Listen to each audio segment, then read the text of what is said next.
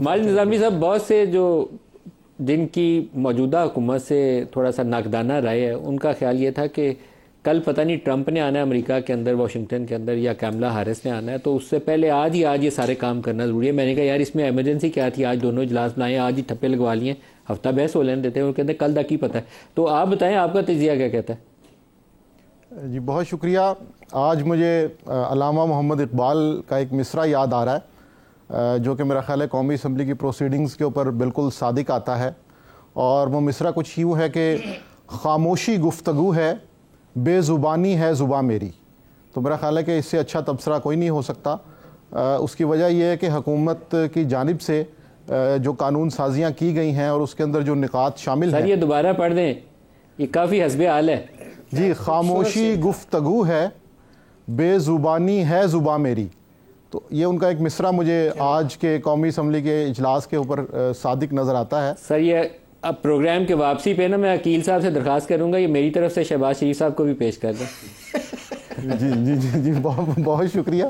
تو میرا خیال ہے کہ حکومت کی جانب سے ایک پراپر ٹائم لائن بنائی گئی ہے جس میں یہ دیکھا گیا کہ پہلے چونکہ عدلیہ کے کندھے پہ رکھ کے معاملات کیے جاتے تھے، اب پارلیمان کے ذریعے یہ سارا کچھ کیا جائے۔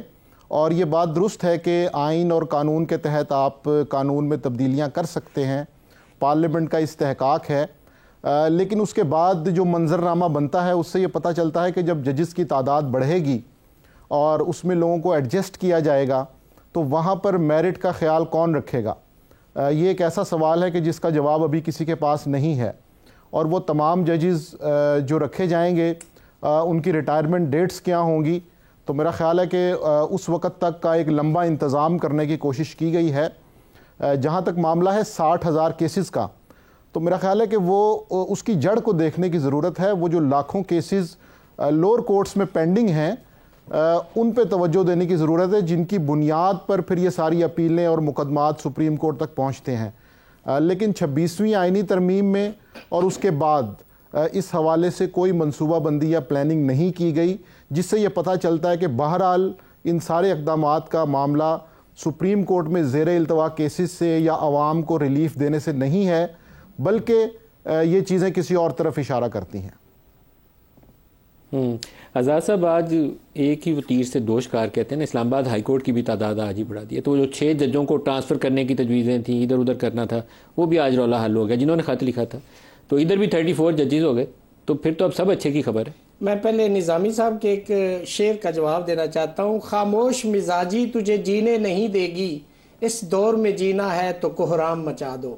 تو اب آتا ہوں میں آپ کے سوال یہ شہباز صاحب کو نہیں بھیجا جا سکتا، یہ عوام کی میں نے بات کی، شہباز صاحب نہیں کوالیفائی کرتے شعر کے لیے، ان کا شعر صحیح تھا شہباز صاحب کے لیے۔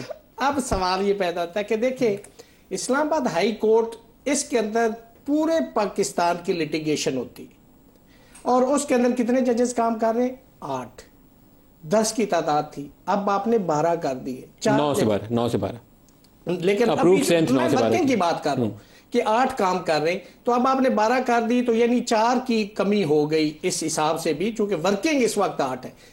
17,000 کیسز پینڈنگ ہیں۔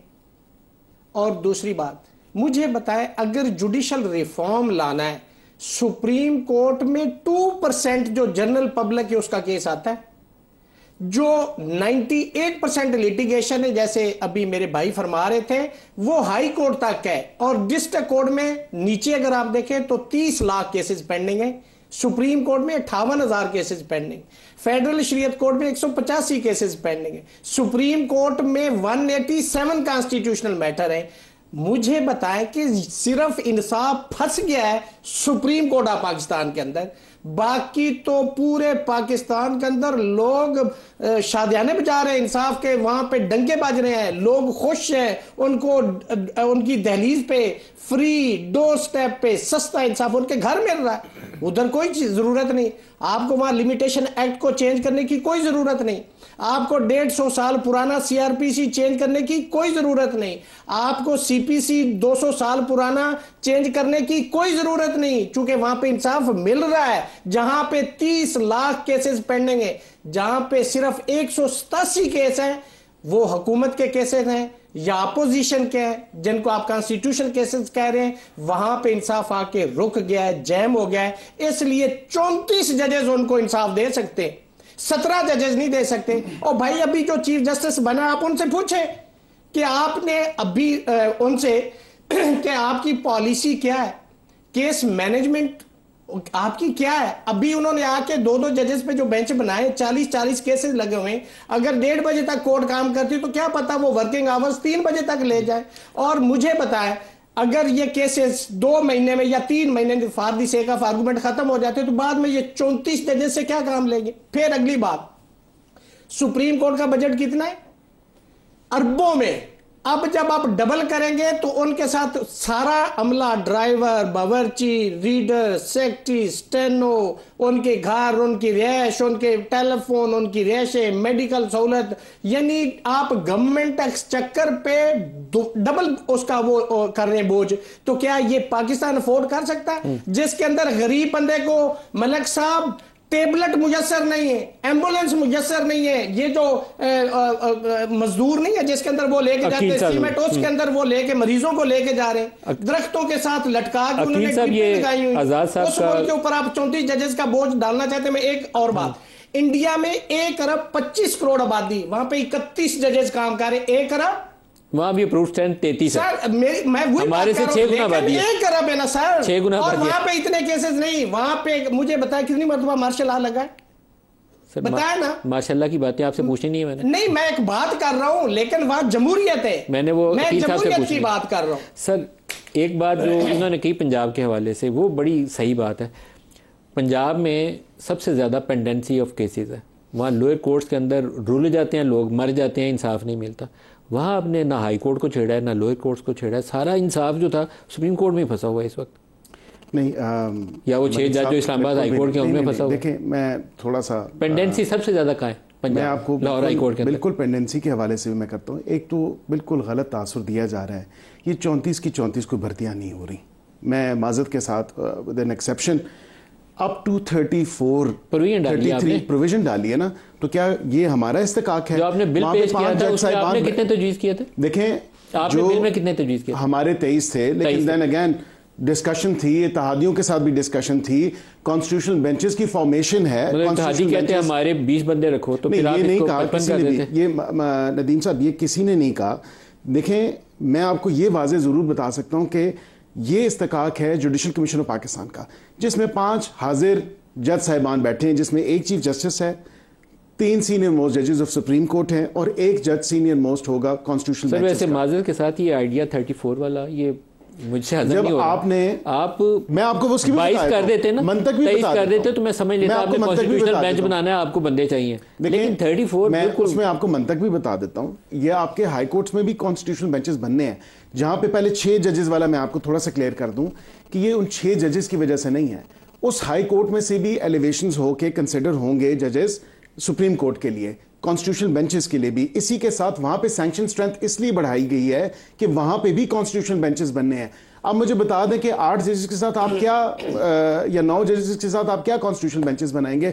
عام آدمی کا کیس تو اسی طرح بیک برنر پہ رہے گا. 2 روز پہلے یا افریدی صاحب نے ایک جیل ریفارمز کے اوپر میٹنگ چیئر کی تھی, اس میں احد چیمہ اور خدیجہ شاہ بیٹھے ہوئے تھے, اور مجھے اس میٹنگ کی تصویر دیکھ کے پہلے چیف جسٹس صاحب کا مستقبل ہی خطرے میں لگا تھا. میں نے کہا خدیجہ شاہ کو انہوں نے کمیٹی میں اٹھایا ہوا جیل ریفارمز کی, تو آپ کو کوئی ایسی تشویش تو نہیں ہے؟ آپ نے کہا 34 ہی کرو. دیکھیں ہمیں تشویش نہیں ہے, اور میں سمجھتا ہوں کہ وہ بڑی ایپٹ پرسن ہے اس میں بیٹھنے کے لیے. ان پہ تو خود ہی حال میں گزری.